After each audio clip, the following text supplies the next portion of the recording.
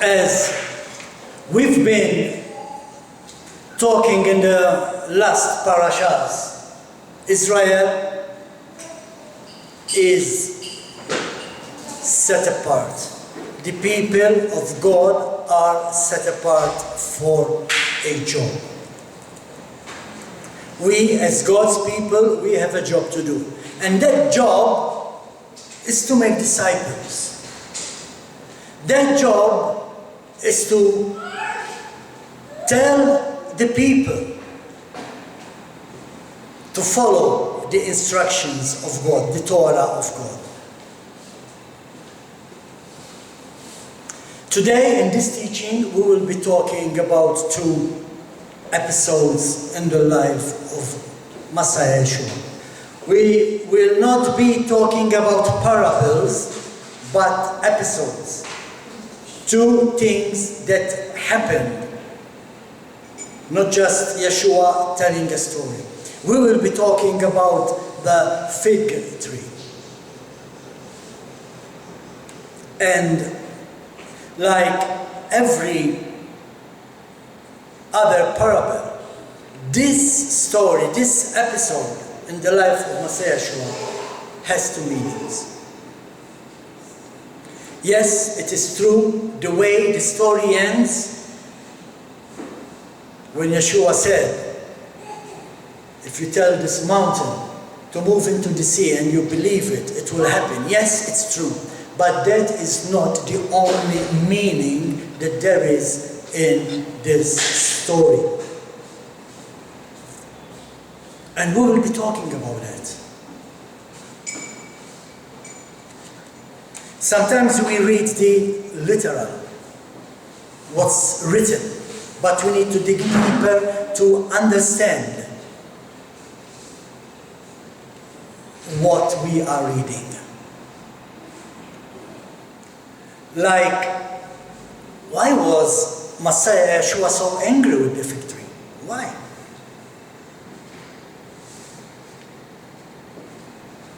Was not the fig tree following the physics of creation? Was not Yeshua the one who created the fig tree? Did God not say in the beginning that everything was good when He created the world? You go and read Genesis and it says that God looked and everything was good. So what's wrong with this fig tree? The question is, what is God telling us through this episode? What is the message? And here we come to the message that we always heard. The same message over and over and over and over again. If you pray hard, if you believe it, it will happen. Which is true. But today you will know the other reason, the other meaning of what is happening here. What does it mean to us that Yeshua cursed the fig tree? Should we worry? Should we care that Yeshua cursed a fig tree and it died? And to answer that question, we need to see what Mark is saying in the first 10 chapters before the story. The story of the fig tree is in chapter 11. So there are 10 chapters that we need to look at to be able to understand what is happening. Now we will not be going through the 10 chapters, but we will be reading one verse that brings everything together. Mark chapter 1 verse 15. Mark 1 verse 15, and it reads, "The time has come. God's kingdom is near. Turn to God from your sins and believe the good news." Something we need to notice for this teaching is that by the time we come to chapter 11, the people following Messiah Yeshua, they were believing that he was the Savior of Israel. That's why they were following him. Keep in mind that what is happening in Mark 11 is 1 week before crucifixion. Just 1 week before. Let's start our study. So the story starts with Messiah Yeshua being on the Mount of Olives. Now the Mount of Olives by itself is a source of prophecy.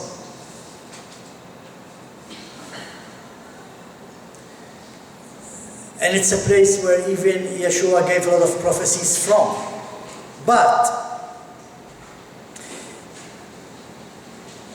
like, for example, from the Mount of Olives, Yeshua prophesied the destruction of Jerusalem. Luke 19, verse 41 to 44, it reads, "Coming down from the Mount of Olives, when Yeshua had come closer and could see the city, he wept over it, saying, 'If you only knew today what is needed for shalom, for peace. But for now it is hidden from your sight. For the days are coming upon when you for the days are coming upon you when your enemies will set up a barricade around you, encircle you, hem you in on every side, and dash you to the ground, you and your children within your walls, leaving not one stone standing on another. And all because you did not recognize your opportunity when God offered it to you.'" Now, those hearing these words could understand that Yeshua, Messiah, was the prophet Savior of Israel. Those listening to him saying this, they thought like, wow, this is prophecy coming true. We have to believe in this guy. This is the Savior of Israel. How do we know that? It will come out in the study.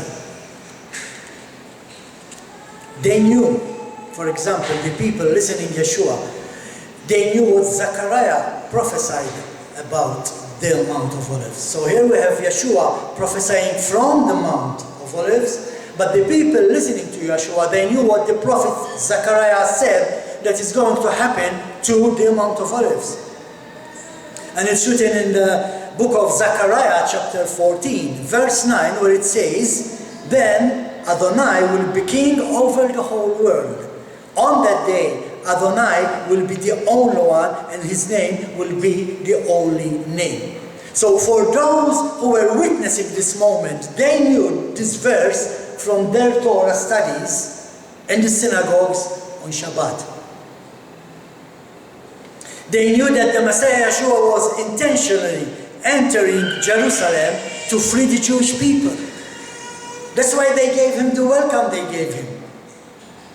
They said, "Look, here comes the Savior of Israel." They knew that he was there to usher God's kingdom, God's reign upon earth.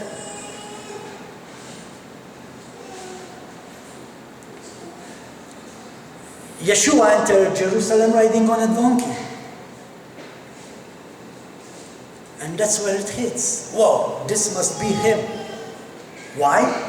Because in the book of Zechariah, chapter 9, verse 9, the prophet is prophesying, "Rejoice with all your heart, daughter of Zion. Shout out loud, daughter of Jerusalem. Look, your king is coming to you. He is righteous and he is victorious. Yet he is humble. He is riding on a donkey. Yes, on a lowly donkey's colt." The people watching Yeshua entering Jerusalem, they knew these prophecies. And they could see that, listen, this is the one. This is the one who's going to save us. This is the Savior of Israel. But sometimes what the episode is not telling us, or we don't get, is that they looked at Messiah Yeshua as a general coming to the city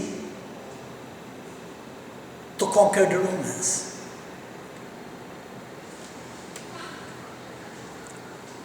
Yeshua was not only fulfilling prophecy on that day. He was doing something that the people could understand. He was entering the city like a victorious general, with people waiting to cheer his victory and with all the fanfare and shout of praise. This is how the people welcomed those who saved them. For those who study history, when there is a war, the winner will return back to his country, bringing with him the prisoners and whatever he could grab, and he enters the city and the people are there cheering him, waiting for him. This is what they were doing to Yeshua. They were cheering him as a general who was going to free them. And this is how the people were looking at Messiah Yeshua as their Savior. But notice something different in the way Yeshua was entering the city. When we see movies about the Romans and kind of that era, you see the generals coming back riding on a horse or on an elephant. Yeshua was riding a donkey. Now, for a general to ride on a donkey, it means that I'm coming in peace. That's what it means. Next time, he's coming riding on a horse. Why? Because he's coming to war. A general on a horse, riding a horse, is going for a war. But a general on a donkey is bringing a message of peace. This general is going to talk to another general from the other block, from the west to the east. He will go on a donkey because he's going in peace. But if he's going to fight him, he goes on a horse. And his crowd was made of humble people, not of politicians and noblemen. The people cheering Yeshua were not politicians, cheering him because he saved their seat, but humble people. He is a different kind of king, a king who would usher in a different type of salvation, not just saving the city or the country, but Yeshua will be saving all of humanity in a week's time. But they didn't know that. And this is where we get the story of the victory. This is where the victory story comes in. This is all about building up to the episode of the victory. That's why I had to explain this. Now, everything about the scene we are looking at proclaims who truly Messiah Yeshua is. The laying of the robes on the street and the people welcoming him with palm branches in Mark 11 verse 9, we are in Mark 11. In Mark 11 verse 9 it says, those who were ahead and those behind him shouted, "Please deliver us. Blessed is he who comes in the name of Adonai." So they were looking at him as their Savior. But this also fulfills a psalm, chapter 118, where the psalmist writes in chapter 25 and 26, the psalmist writes, "Please Adonai, save us. Please Adonai, rescue us. Blessed is he who comes in the name of Adonai. We bless you from the house of Adonai." Weren't they quoting this verse? When they were saying, "Deliver us, blessed is he who comes in the name of Adonai," they were quoting Psalm 118, verse 26. So they knew who he was. They knew he was fulfilling prophecies. And through this we can understand now that Messiah Yeshua was the promised one to save Israel. Israel, not only the land, but the people, we included. From what was happening, the people knew this was the one that they were waiting for. The one to save Israel, the one who the scriptures talks about. Also notice how furious and angry Yeshua gets with religious leaders and even his disciples every time someone tries to come in the way of the kingdom of heaven. This is important to understand. Yeshua is furious every time someone prevents the people from coming close to him. You remember they were not allowing the children to go to Yeshua because they told us, no, let them come. Theirs is the kingdom.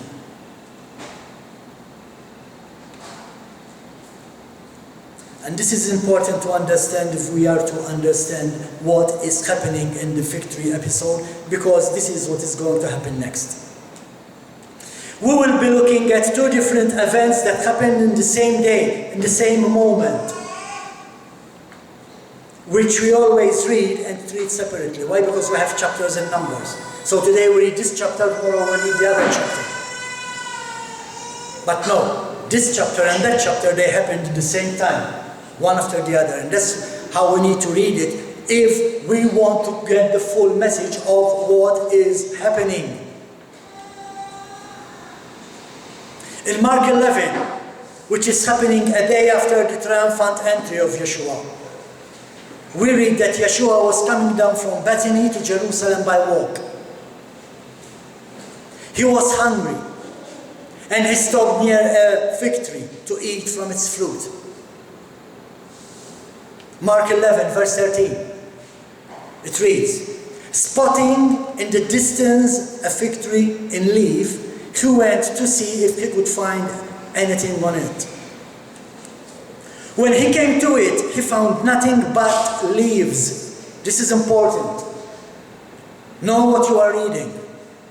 Nothing but leaves. For it wasn't fig season. It wasn't fig season, so how come Yeshua went looking for figs? He said to it, may no one ever eat fruit from you again. And his Talmudim, his disciples, heard what he said. Again, pay attention. What Mark is telling us. His disciples, they heard him. So, two things we need to notice in this verse. Notice how Mark is emphasizing the fact that the tree had only leaves, no fruit. Why? Because it was not the season of fruit. Mark also emphasizes that the disciples heard him cursing the tree. The two details matter a lot in what is going to happen next. So next we read about Yeshua going to the temple. But that's in the next chapter, Martin, yes, but they happened in the same day. He left the fig tree, he went into the temple. And what happened? Yeshua was turning tables. Yeshua started to drive out those who were in the temple courts. And we read that he turned over tables and chairs and that he stopped people from carrying things into the temple courts. Oh man, was he angry? So angry because this victory? Look what Mark 11 says in 15 to 17. On reaching Jerusalem, he entered the temple courts and began driving out those who were carrying on business there, both the merchants and their customers. He also knocked over the desks of the money changers, upset the benches of the pigeon dealers, and refused to let anyone carry merchandise through the temple courts. Then, as he taught them, he said, isn't it written in the Tanakh, my house will be called the house of prayer for all the Goyim, all the nations? But you have made it into a den of robbers.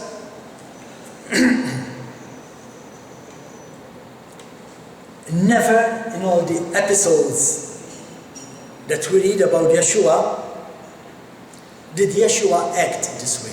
This is the only time he acted that way. He was never so angry. So, what happened? Did the victory upset him that much?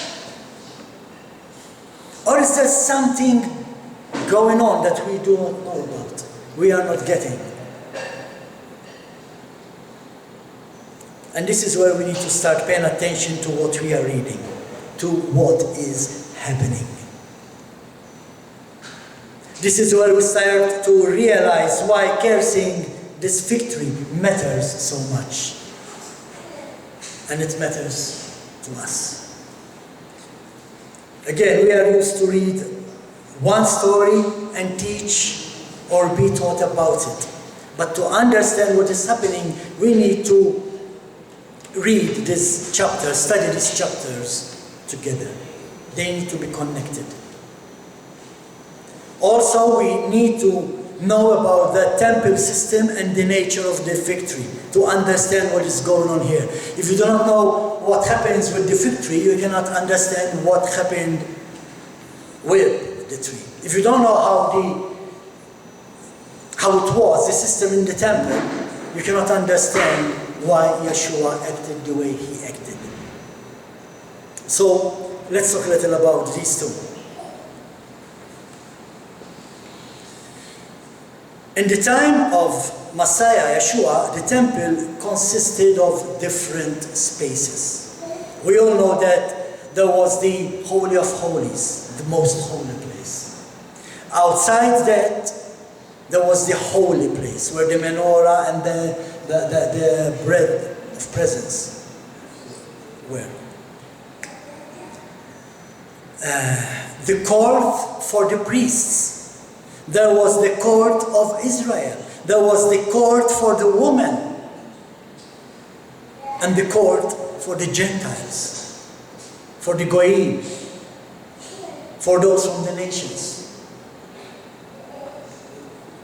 Now, if you weren't Jewish, the court of Gentiles was the only place they could go into. You're not Jewish? You need to stop there. You cannot come any further. That's how it was. So they had their place. The Goyim, the nations, they had their place where they could come and worship God. And you might think that this was like a huge place. Well, actually it was a big place. But during the holidays, remember this is the week of Passover. And during the feasts, and Passover is one of the three feasts, this place was buried. Remember, there are three feasts that we are instructed to go to Jerusalem if there is a temple. Passover was one of them. So in Yeshua's days, during this episode, people from all over the world were coming to Israel, were going to Jerusalem to worship in the temple. But if you are not Jewish, you have to worship God in that area, in the outer court, the court of the Gentiles. You stay there. In fact, in his book, War of the Jews, Flavius Josephus tells us that on one Passover, over 250,000 lambs were bought, killed, and sacrificed in this area. 250,000. In one day. How do we know that? Because you kill the lamb for Passover on the day of Passover. But we also know that there were people also making sacrifices. But we're talking about, as recorded by this historian, 250,000 lamb bought and killed and sacrificed in this area. And this is what Yeshua and his disciples came up to when they entered the outer court of the temple. They stepped in the court of the Gentiles and it was packed. Packed with people. You cannot move. So many.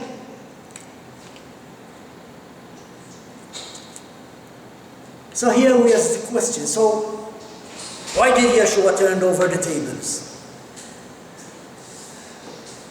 More correctly, the question should be, why did Yeshua turn the tables here in this area? And the answer to that question gives us the answer to everything else that is going here, also in the fig tree.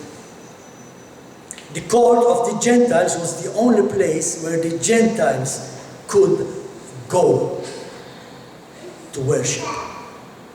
This was the closest place they could go to be in the presence of God. You want to be in the presence of God? Yes. You're not Jewish? You stay there, in that area. That's the closest you can get to God. So what is happening here? Now, the Gentiles, they are not only restricted from coming into the temple, but they are now, their place now was turned into a market of chaos.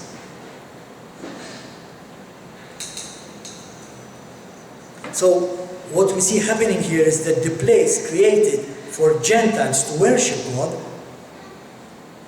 was turned into a place of chaos. People selling whatever they could sell, money changers. Where in the place where the Gentiles, those who are not Jewish, should be worshipping God. Can you worship God if you are surrounded with people calling you and come, get this, get this. You want to change your euros, come. How can you worship God in that way, in that atmosphere?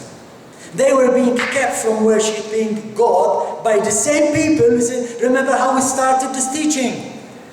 They were being kept from worshipping God by the same people who were set apart to bring the nations to God. That was the job of Israel. Israel is set apart to bring the people to God, but here they are holding them back from worshipping God. No wonder Yeshua was so angry. He was not angry with the fig tree. He was angry with what was happening in the temple. And something we constantly see happening in Mark is Yeshua reaching out to the Gentiles. If you remember, if you read the 11 chapters or the 10 chapters of Mark, you will see Yeshua healing the sick, Yeshua casting out demons from people, Yeshua giving sight to the blind. You will see Yeshua doing all things necessary to help these people.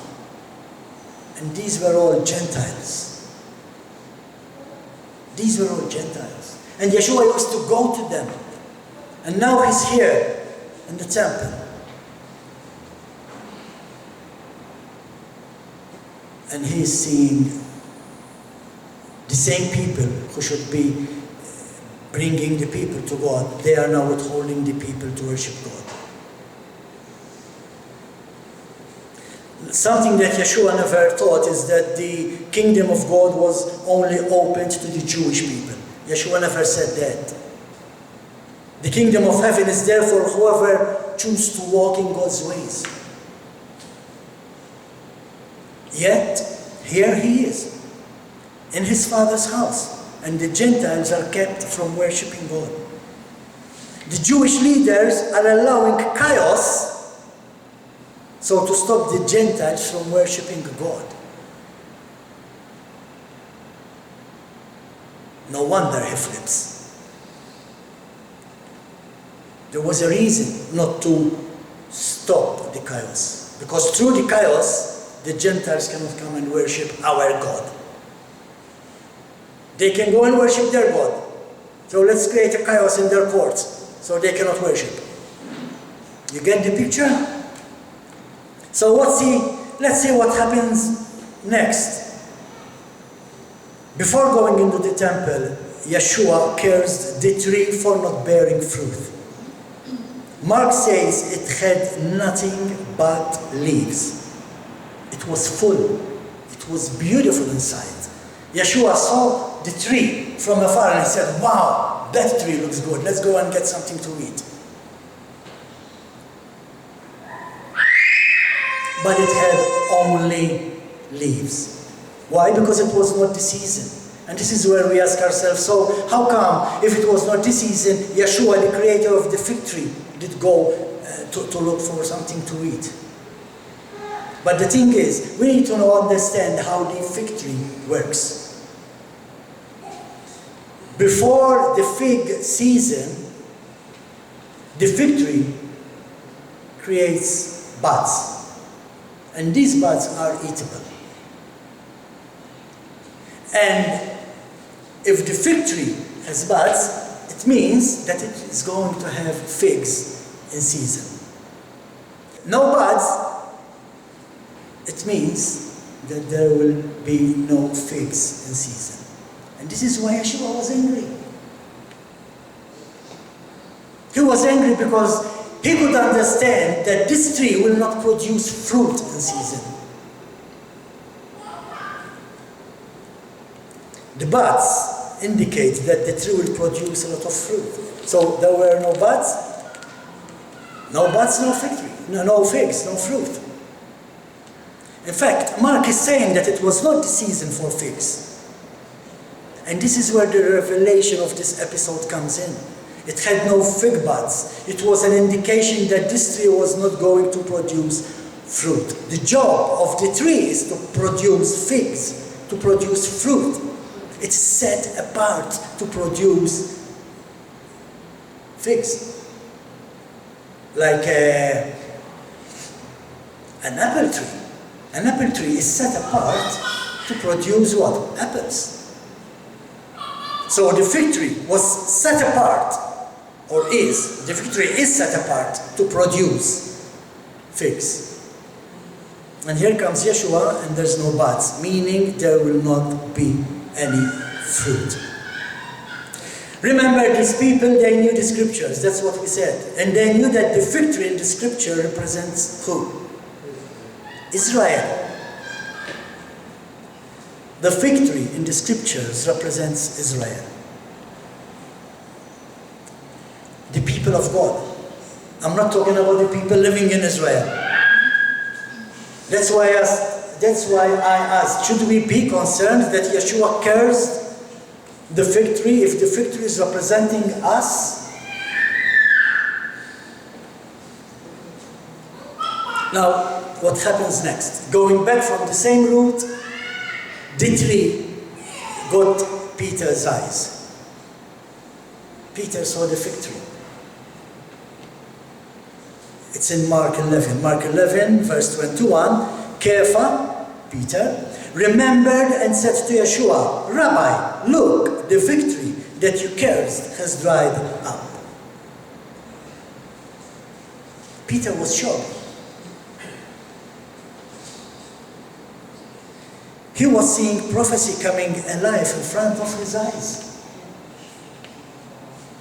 Peter could connect what just happened in the temple to what was happening to the fig tree. Have you made that connection yet? Kepha knew what Jeremiah the prophet said. Remember, Yeshua was the rabbi. He was teaching them the Torah. Yeshua used to quote from the prophets. So Peter knew through Yeshua what Jeremiah prophesied. Let's see what Jeremiah prophesied in chapter 8, verse 13. Jeremiah 8:13. I will put an end to them, says Adonai. There are no grapes on the vine, and listen to it, it's coming, and no figs on the fig tree. The leaf has withered, and what I have given them will pass from their possession. This is very, very interesting. By what just happened, the disciples can now understand the prophecy. The fig tree represents the Israelite people, the religious leaders specifically. The religious leaders all dressed up, long tzitzis to be noticed, looking all pretty and good. And what is the result? They are withholding the Gentiles from entering the kingdom. Not just worshipping God, not holding them from worshipping God. They are holding the Gentiles from entering the kingdom. Like the fig tree, it's full of leaves. That's why Mark is emphasizing the fact that the tree looked beautiful. Like the religious leaders. You'll see them all with expensive suits full of rings, golden rings on their fingers, and ties, looking smart.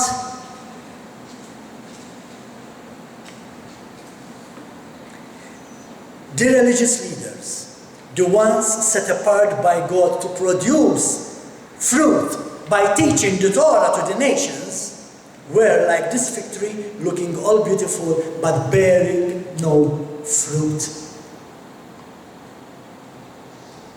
Matthew 23 verse 27, it reads, "Woe to you hypocritical Torah teachers and Pharisees." This is why I love the complete Jewish Bible. Woe to you hypocritical Torah teachers and Perushim, Pharisees. You are like whitewashed tombs, which look fine on the outside, but inside are full of dead people's bones and all kinds of rottenness. Exactly like the fig tree. It looked beautiful. It was something beautiful to look at. Yeshua saw it and he said, "Wow, look at that tree. Let's go and eat." It looked beautiful, but it had no fruit. The religious leaders thought that just because they were born Israelites, they are automatically saved. Yeshua is saying, no, there is something wrong with you. And this is where it suddenly scripture hits us. This is what God meant by what Jeremiah was saying. "I will put an end to them, says Adonai. There are no grapes on the vine and no figs on the fig tree. The leaf has withered, and what I have given them will pass from their possession." I'm not sure the Maltese version is a good version to read this verse. Because if I understand correctly, when I was building the notes, the Maltese version says something different actually. But what it is saying is that it will pass from their possession. Anyway, it is not just about the fig tree. The spiritual leaders did not realize that the triumphant entry of Yeshua in Jerusalem was fulfilling prophecy. The people knew that, and they welcomed Messiah Yeshua as their Savior. These spiritual leaders, the religious leaders, did not realize that. In fact, they asked Yeshua to make them stop. Tell them to stop shouting, "Hoshana, Hoshana." And Yeshua said, if they stop, the walls will sing out. Again, the Jewish leaders were holding the people from entering the kingdom. They were not producing fruit. They think that they were the only ones who can and will be saved. They thought that just because they follow the law and the oral traditions, they are saved. No, you are not saved because you keep the law. You keep the law because you are saved. They think that just because they are born Israelites, they are automatically saved. No. Not if you are born in Tel Aviv, anyway. It's the only place where we could not feel the Spirit of God when we were there. Anyway. They think that just because being born Israelites, they are automatically saved. And Yeshua was saying, no. There is something wrong with you. They look good on the outside. They look beautiful on the outside. But they are not producing any fruit. And this is why Paul says that we, coming from the nations, coming from the Goyim, we are the envy of the Israelite people. That's why they look different at us. Because we receive the same blessings they do. And they think that the blessings of Abraham are only for them.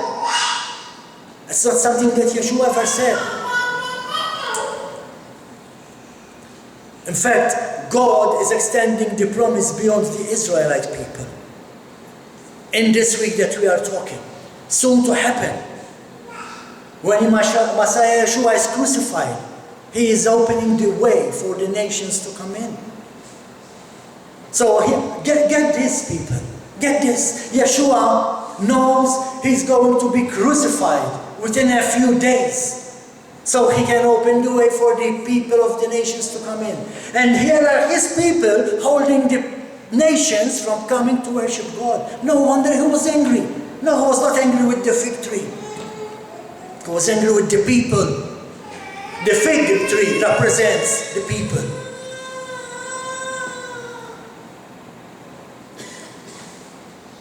This is where we come in. We are grafted in. We are part of Israel.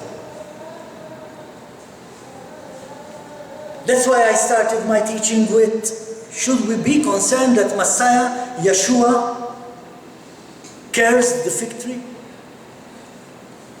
Are we dead trees? Are we all beautiful with all our praying shawls and our kippas and our makeup and our hairdos, but bearing no fruit?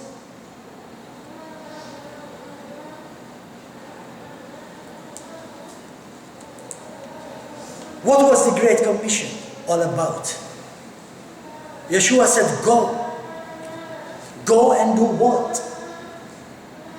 Go and make disciples. A disciple means someone who walks in discipline. In discipline to what? If there is no Torah. This is what Yeshua is saying. Go make disciples. Make people believe to follow the Torah. To keep Shabbat holy.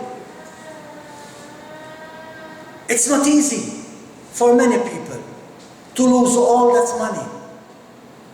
But as we read in our parasha, we need to trust God. God is saying, on Shabbat, you do nothing of your own. Come and spend time with me. No work, no study, nothing.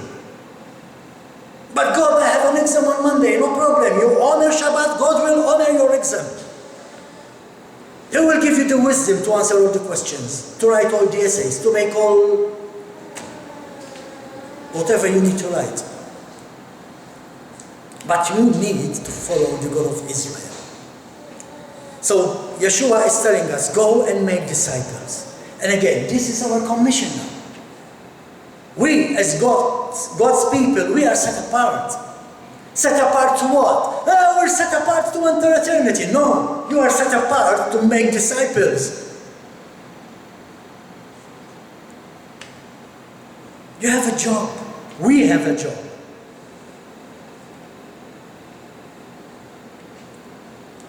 The church needs to stop looking at the computer screens and mobile phones and mobile screens.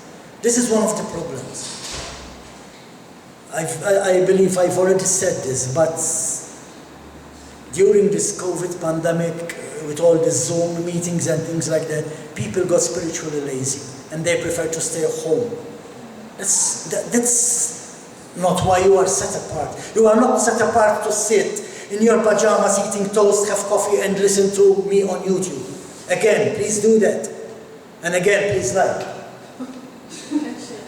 But you are not set apart to do that. You are set apart to understand what I'm saying, and you go and make disciples. That's our job. We need to work. We need to work not to allow ourselves to become dead trees. You know how many beautiful people I meet out there? And they are beautiful. Beautiful in the way they look, in the way they dress, in the way they talk. But that's what they are, just beautiful. So we need not to allow ourselves to become dead trees. Otherwise, if we are dead trees, we are a dead church. And that is not something we want. Let's not allow this synagogue, this place, to be a dead tree. If individually we become dead trees, then the church, the synagogue, the congregation, the community will become a dead community. And if you have a dead community, producing no disciples, you have a dead world. And this is what we are going through, even in our times.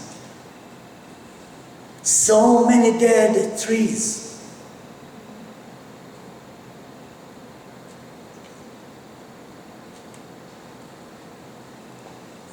We need to let the world know that the time has come. Now, as I always say, we will start from this island. We will start from our city, our village, our town. We will start from our street. We will start from our house. But we need to let the whole world know that the time has come. And the time has come because the world is far apart from God. Because the world is far away from keeping Torah. Let the whole world know that the time has come. God's kingdom is near. Turn to God from your sins and believe the good news. What is the good news? That we are saved through the mercy of God. But because we are saved, we now choose to walk in His ways, walk in His instructions, walk in His laws, walk in His Torah. That's our job. That's why we are set apart. Together, we need to help each other. Not everybody has the same faith. Not everybody has the same spiritual help. We need to help each other. Otherwise, we allow each other to die, and we will be a dead victory. Let's not be part of this prophecy. Let's be the ones who Yeshua said, go and make disciples. Amen? Hallelujah. Thank you, Father. Okay, let's all stand for the blessing of Aaron. May Adonai bless you and keep you. May Adonai make His face shine on you and show you His favor. May Adonai lift up His face toward you and give you peace. In this way they are to put my name on the people of Israel so that I will bless them. Amen. Hallelujah.